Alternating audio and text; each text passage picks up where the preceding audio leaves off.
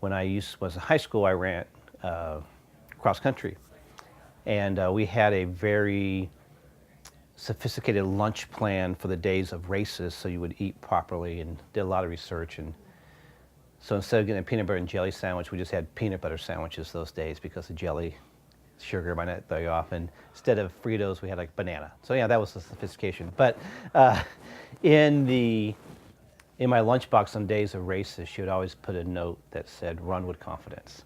And typically it had the sign language for "I love you" as well. And that was always special. And I remember the day, the first time I broke the 10-minute 2-mile in a cross-country race. I remember at lunch opening that, seeing it, and thinking it was special, and thinking about it. And then actually right before the race started, my dad got there. It was 2 miles, the last race in track, or second to last, and he always get there just on time. I remember saying hi to my dad, thinking of my mom, and just that confidence it gives you with their parental support. So that note from her and seeing my dad, we've always throughout the years attributed to that encouragement from my parents that gave me confidence to run hard and break the 10-minute 2-mile barrier. So Mom loves people, and that's something that I definitely appreciate these days and have learned to appreciate. But when I was about 6, 7 years, 8 years old, I didn't appreciate it so much when church was over and I just wanted to get home and have some lunch, play with my friends. Mom knew every single person at church, and the church isn't too small, and so every person that she came up to, she spoke to, and she genuinely talked to them, had, a wonderful story to say, really wanted to get to know the person and find out how their week was. And when I was a kid, I just always remember, "Come on, Mom, let's go, I want to go home, and I want to play, I want to eat." And as I grow older, those are the things you really appreciate, because she meant that. She really, really loved people. In addition to loving people, and being concerned about people, she was also concerned about people's temperature. So it was really important that everyone stayed nice and warm. My mom was in constant sweater weather mode, and we lived in El Cajon, grew up in El Cajon, where average temperatures in the summer would 90s. This past week was in the hundreds at points.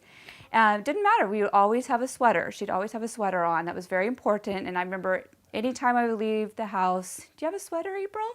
And again, it didn't matter if it was 105 degrees. You always brought a sweater because you never knew, just in case. And I would put a sweater on, and she would be concerned that maybe it wasn't thick enough, or I need something else.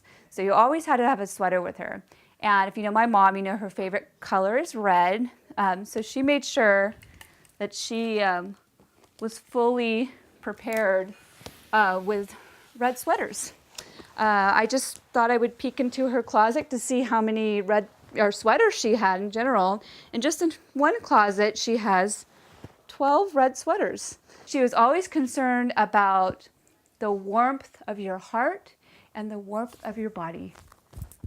So my story actually starts with Caleb and I, and we were newly married, and I was making something, and actually I think it was a cake batter.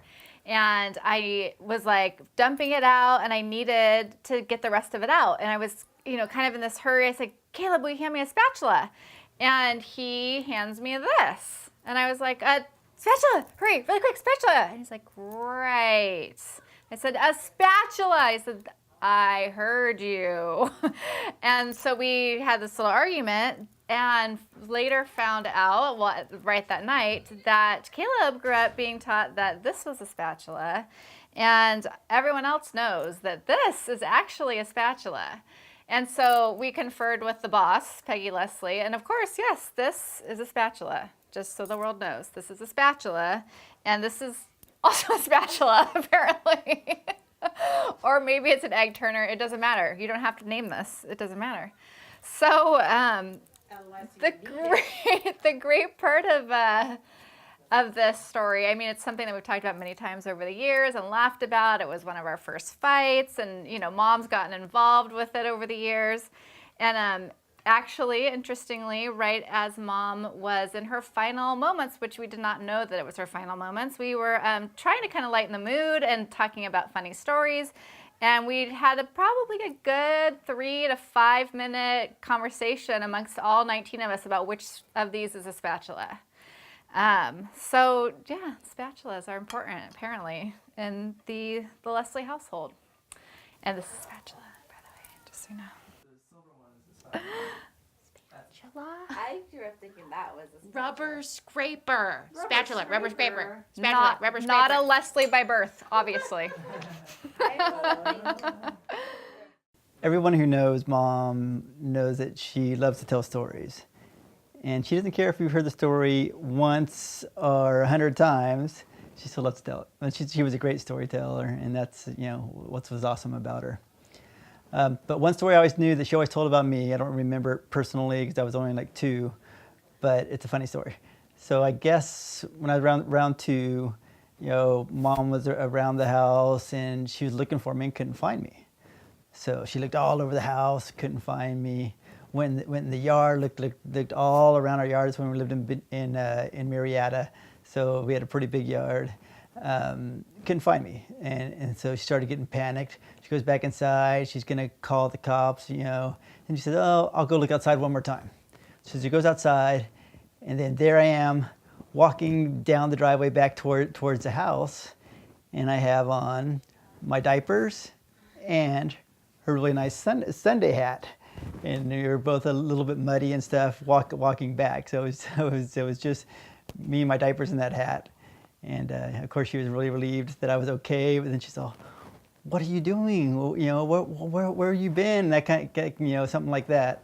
And I said, "Well, we needed to go to church." So I was ready for church. So I put on her church Sunday hat, and I was ready to go. So that's a story I always heard. Well, I don't remember it at all. I just remember hearing the story. But I do remember that I didn't like to sleep, and that was not a good thing for me for sleeping. I always wanted to stay awake. I didn't want to miss a thing. And she would get out of bed over and over and over and wouldn't go to sleep.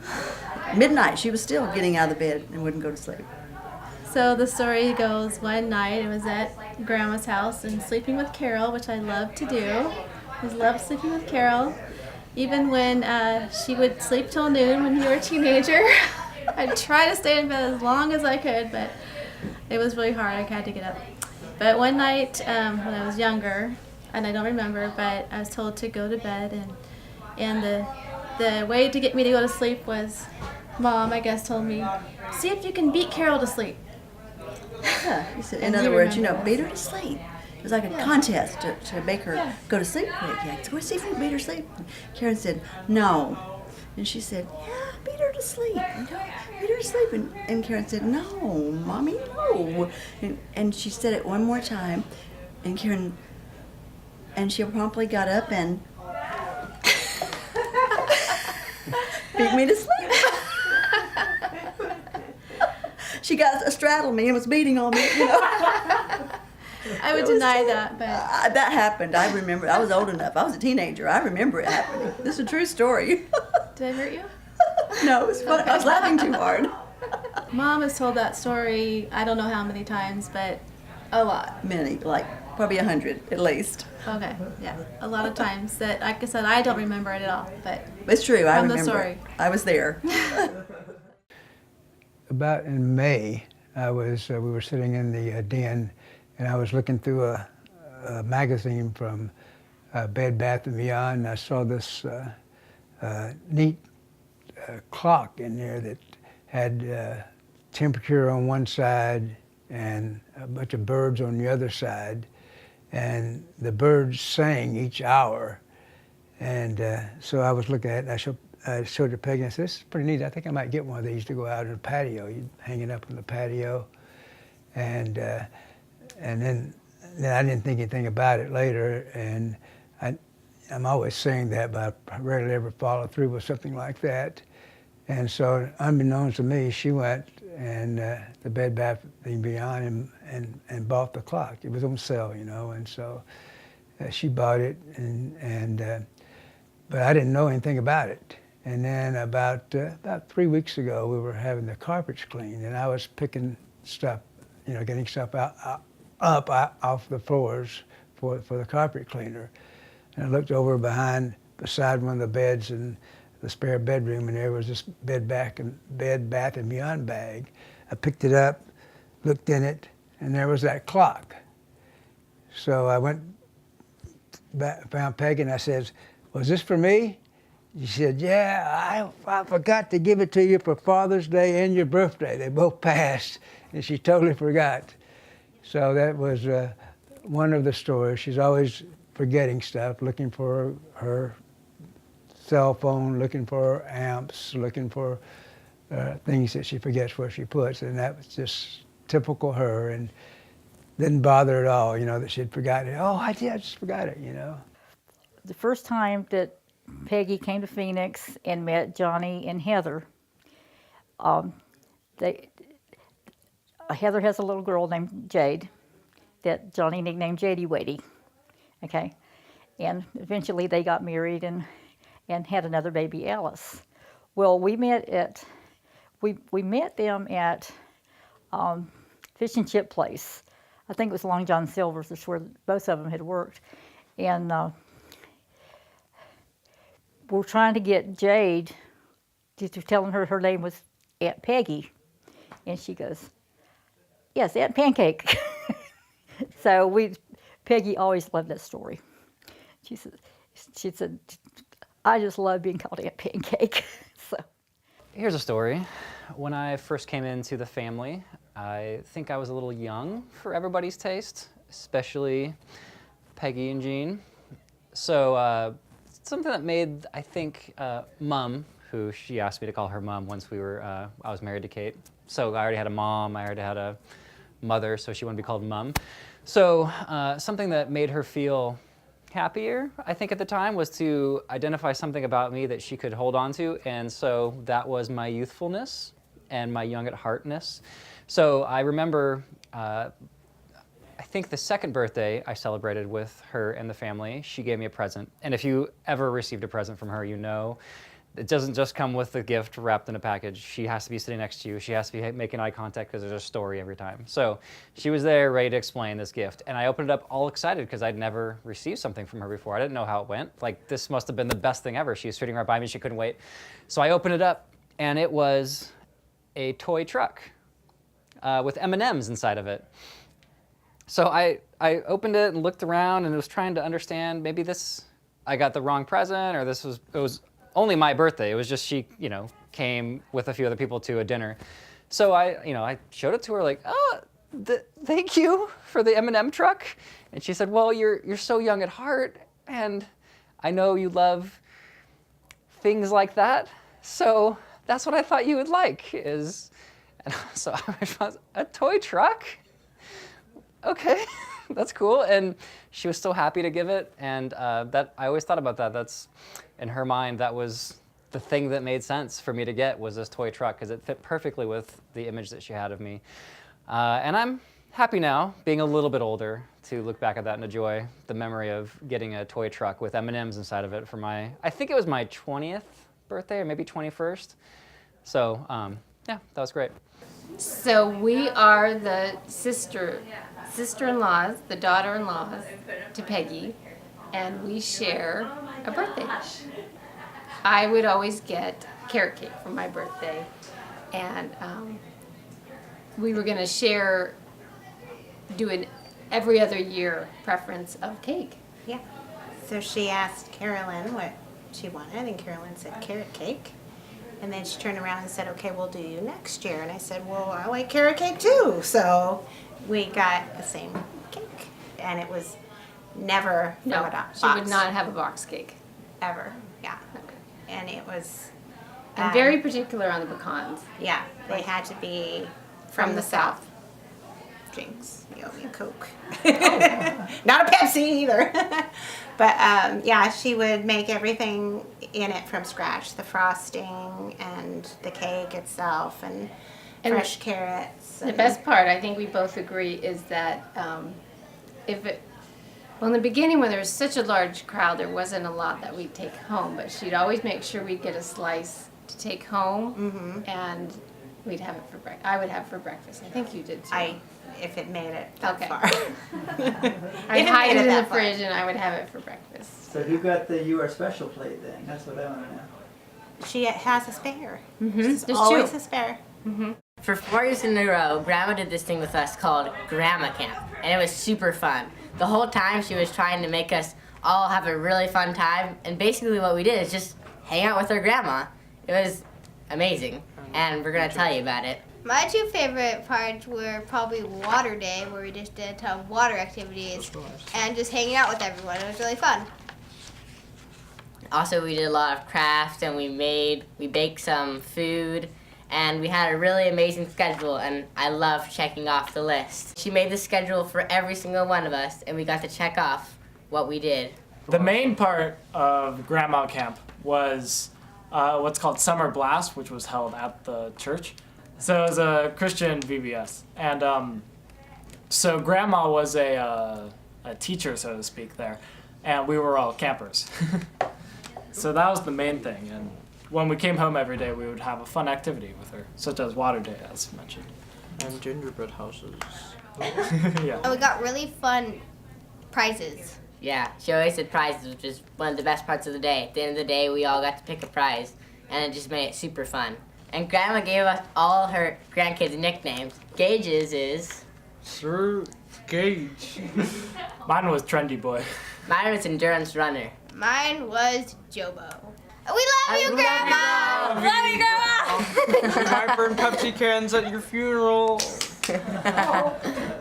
My story took place in 2015, spring semester at SDSU.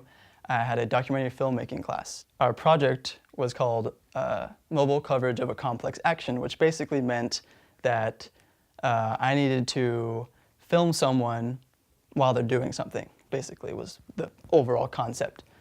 So I thought, who do I know that can talk a lot properly and loves to do that and tell stories and is not shy?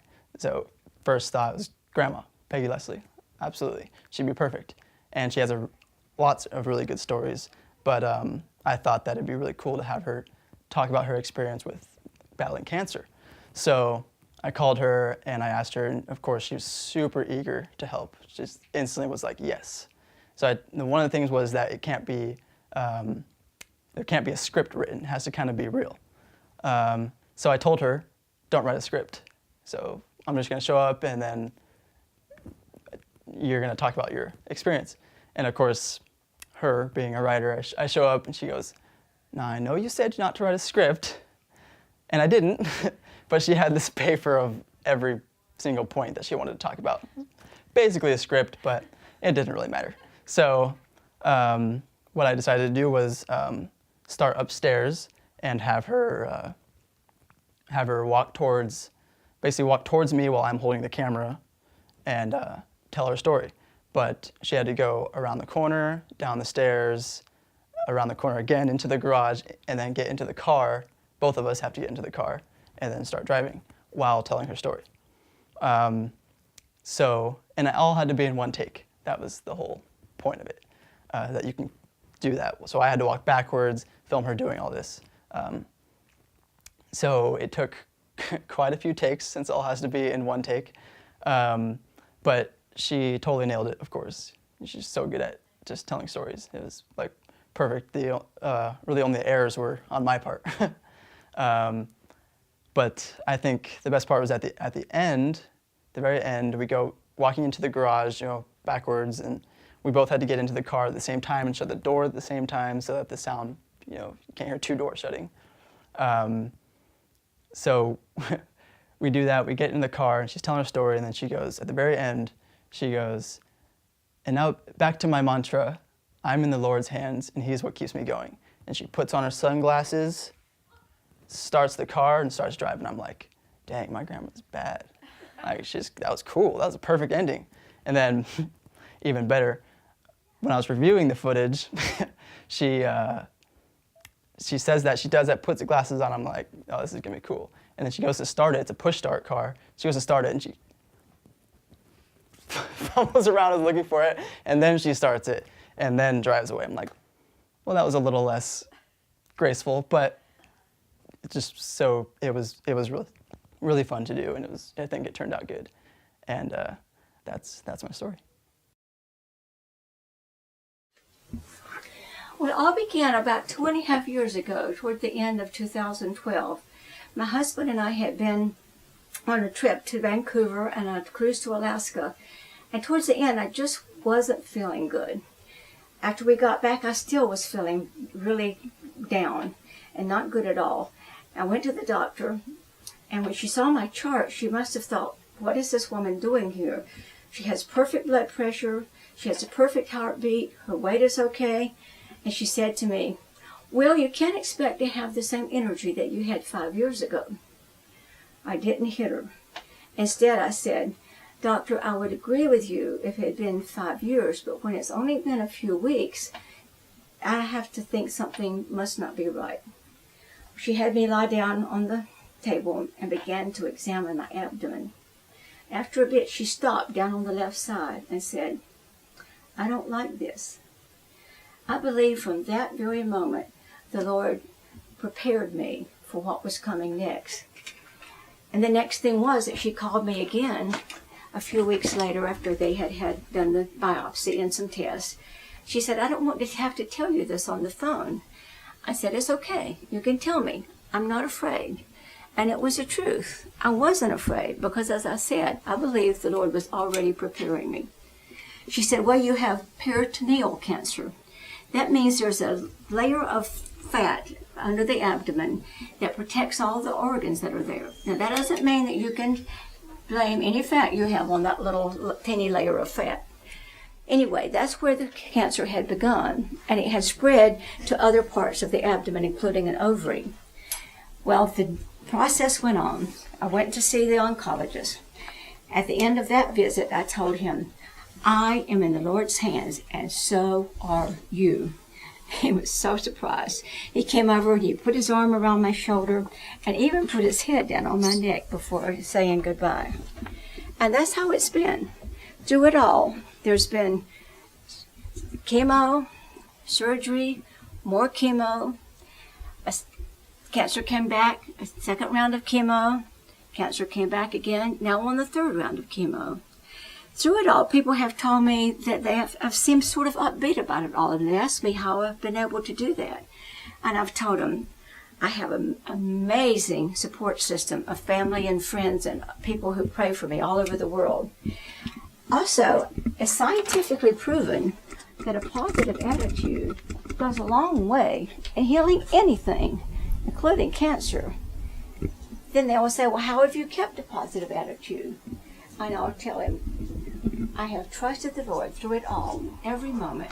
I have known that no matter what happens, no matter how this situation ends up, I am in the Lord's hands, and He has kept me through it. And He will keep on doing something. Back to my mantra. I am in the Lord's hands, and He keeps me going.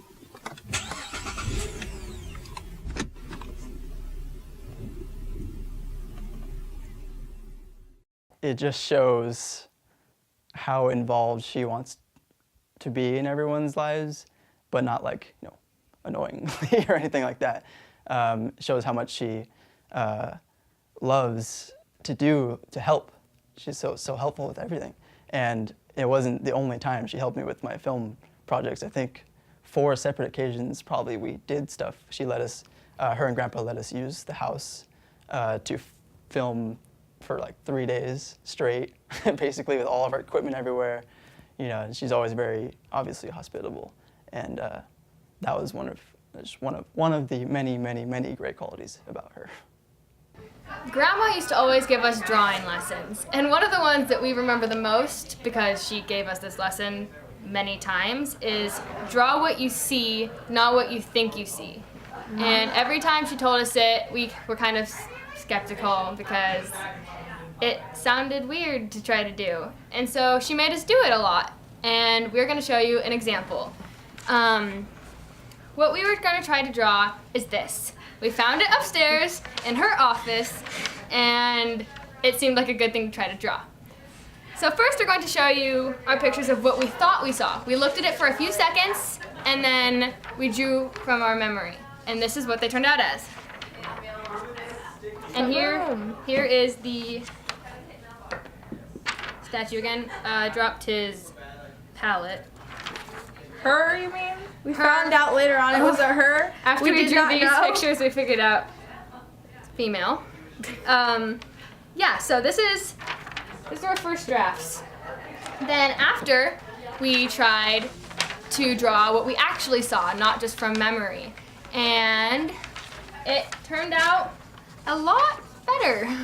Well, mine was a little bit rushed because of some people. Sorry. But yeah, even though she told us this lesson so many times, and every time we're like, it probably can't help that much. Turns out it really does help. And she taught us lots of art lessons and other lessons like that. The drawing upside down one? Yeah, she made us draw things upside down by looking at pictures. We didn't do an example of that because it would have taken a long time. But yeah, so she gave pretty good advice on lots of things. Yeah. Peace out. Mom loved buying little trinket gifts, especially for her grandkids and whatnot. And one time she got into tennis bracelets, which are those bracelets that have little charms that hang off them. And I don't remember if this is for her or for someone else, but she was excited. She was down at May Company, and they had a whole bunch of really nice ones. And she asked the salesman how much they were, and they were like $19.99. And she was thrilled that they were a decent price. And even if you bought two, you got one free maybe or something like that. And so she really went through the whole section, picked out 5 or 6, I believe, was excited to find this gold mine of great things for her tennis bracelet collection. Gave the guy the credit card, and the credit card got denied. He says, "I'm sure you're wrong, try again." And she even gave him a different credit card. And she tried and came back denied, and he goes, "It may be over the limit." He goes, "Why would it be over the limit? They're just, $19.99 a piece." She probably said they're just $20 a piece. He goes, "No, they're $1,999. Which she laughed. She goes, "I can't afford those." And kind of embarrassing, but the funny part about it is how many times she's retold that story to so many different people. And how she loved being embarrassed by not knowing the right price and thinking she was buying $20 charm bracelets, which were really a couple $1,000.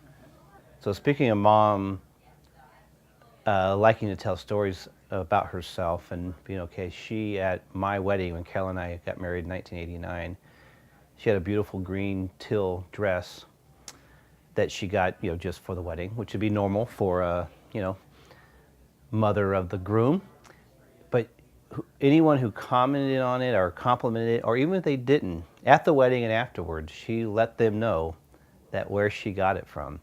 And it was a very special purchase that she got for a very good price from the thrift store in El Cajon for $4.99 or something similar. And her telling that story, you could not talk to her in that dress or about that dress without her letting you know that she got a great deal from the thrift store. July 8th, 1989, the day I got married. Married Chuck, Peggy's beautiful son, and a horrible thing happened at the reception. Note to everybody, do not have mustard at your reception table. I did. We were doing sandwiches, and I got mustard on my wedding dress. And Peggy, who I was obviously just getting to know, I only knew her a couple years, but there's a famous saying that there's always something you can do. And then it switched to there's almost always something you can do. And she charged in with that attitude, and between my mom with the club soda and Peggy with a bundle of pins, the dress got presentable, and we just pleated it, and no more mustard. I got to live here a few times after growing up here. and I didn't know this as a kid, but turns out Mom's incredibly particular about which utensil gets used. So I would be helping her and start cutting something, and I would already be cutting it. She'd be like, Katie, stop. And she would bring me the correct knife that is what you cut that particular thing with. So I'd have to stop, set aside the knife I was using, and use that knife. So this would go on every time we cooked together. And I started just teasing her about it. Like, Mom, really? There's a specific instrument for every different thing you do in the kitchen?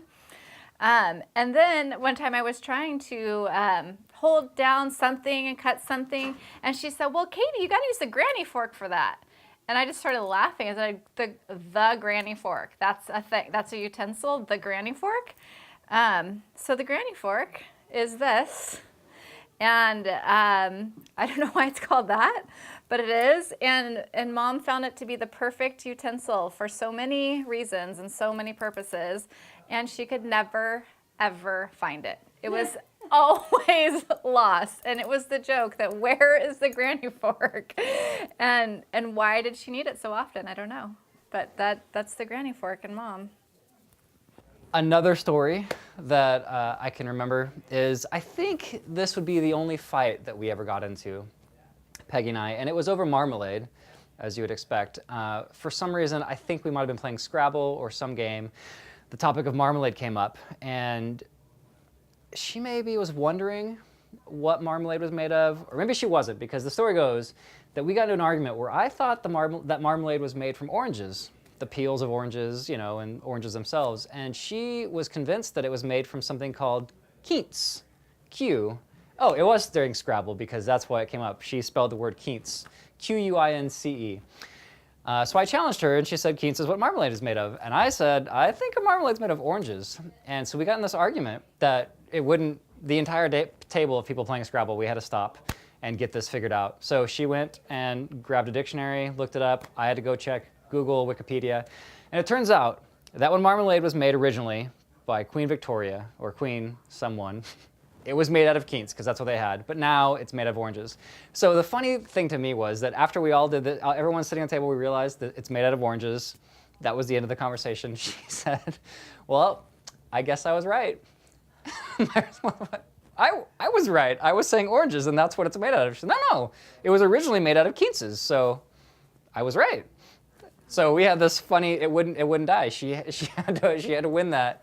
And I loved that we kept, for months, we would bring that up about whether it was oranges or quinceañeros, I don't know what it was, but yeah, I love that about her, that she needed to be right about that, and I enjoyed being a part of that conversation, that argument, and remembering always that it's not oranges, it's what it originally came from, quinceañeros, quince.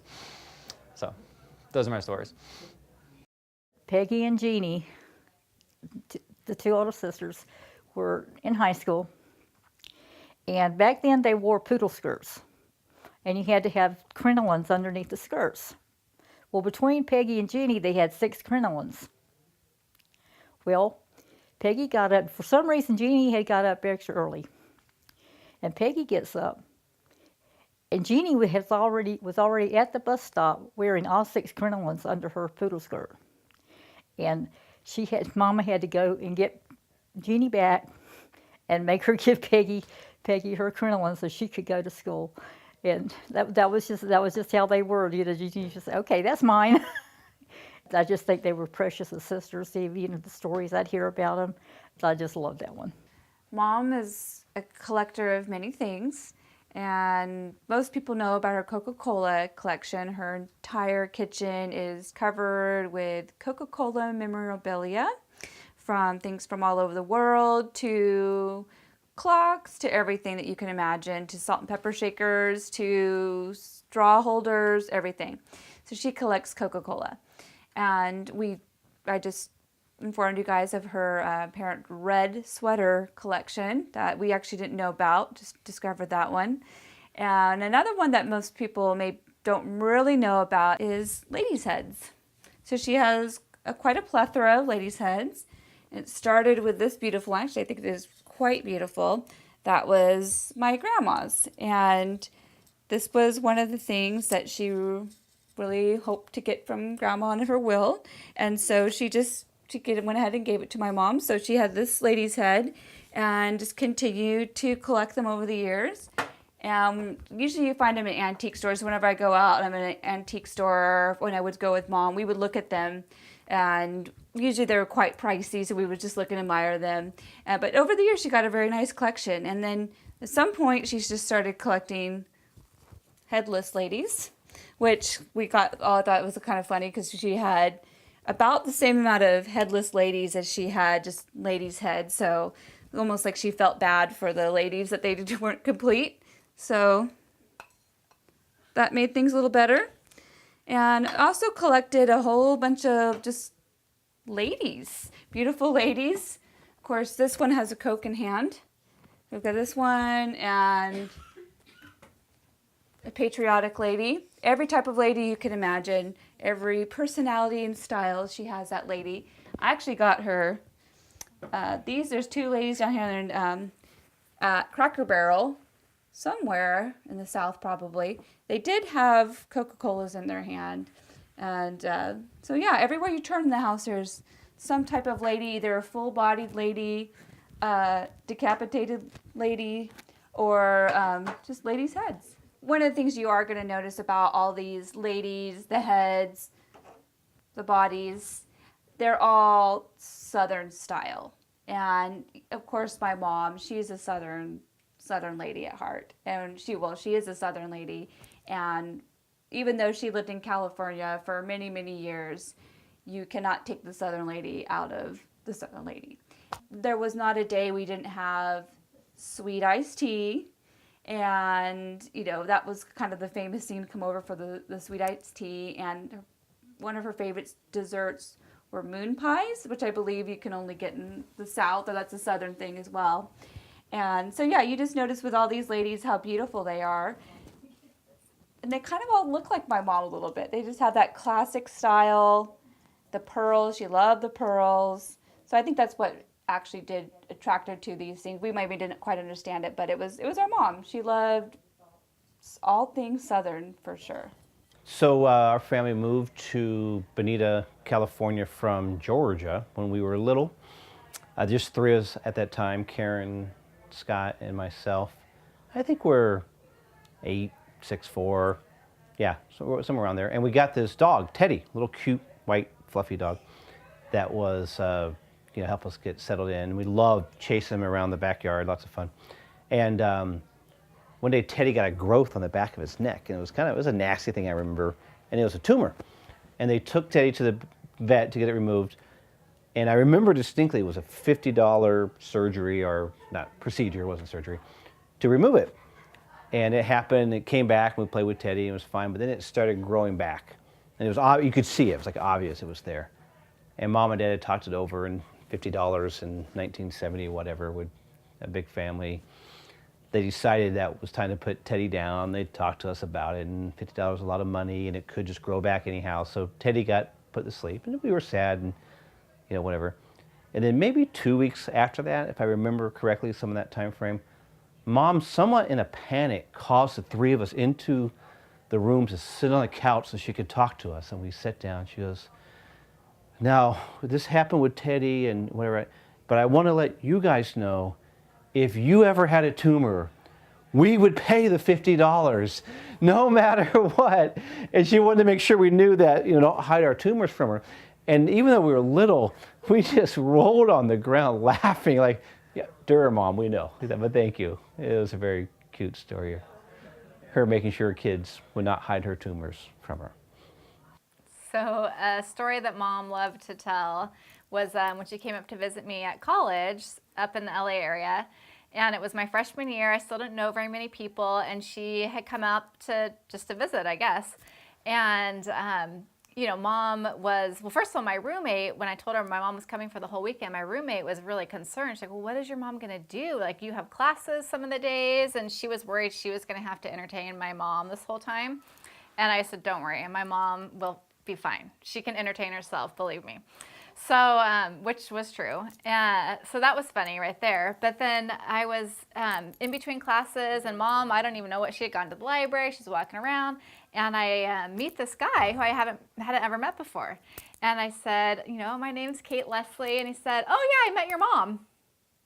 I was like, wait, you met my mom first at this college campus before you met me? Good, great. And Mom just adored that story and was so happy that this cute boy met her first, and that's how he knew me, because he had met my mom. Oh, that was a good one. One thing I want to say about my sister, Peggy Ann Leslie, is that, of course, I've known her all of my life, and she's always been there for me, thick or thin, good or bad, and she's always been an encourager, a helper. She even came out to to North Carolina in 2013. I had 2 operations that summer. Although she had already been diagnosed with cancer, she came and stayed with me after those operations. And, you know, I told her, you know, you don't need to do that. You know, you have cancer. She says, I want to do it. So then that was that. So I'm just so appreciative of my sister. And I'm sorry, I'm crying.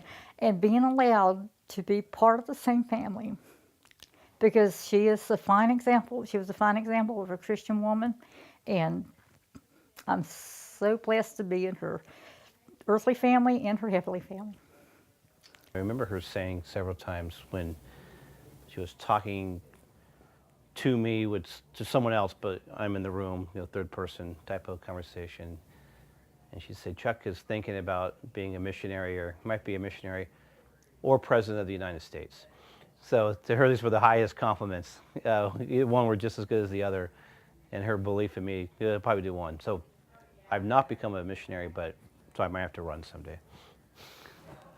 We prayed for our kids, and this was her idea. We prayed for our kids each week, starting with me on the whole family, starting with me on Sunday, and then the oldest kids down with Karen, Chuck, Scott, Kate, and April. And then on Saturday we prayed for her. So each day she would email each of the kids and asked if they had any special prayer requests. And sometimes they responded back, and sometimes they didn't. And not only did she email each of the kids, she emailed each of the grandkids on the day that we were praying for the kids. And so whatever requests they had came back, we would pray for them. She prayed for them in the morning during her devotions, and then at night we would pray together for them. And that was always something that was really special. She really loved the kids and the grandkids, and wanted the best for them, obviously. So that's 2 stories out of many, many that I could tell about my beloved wife.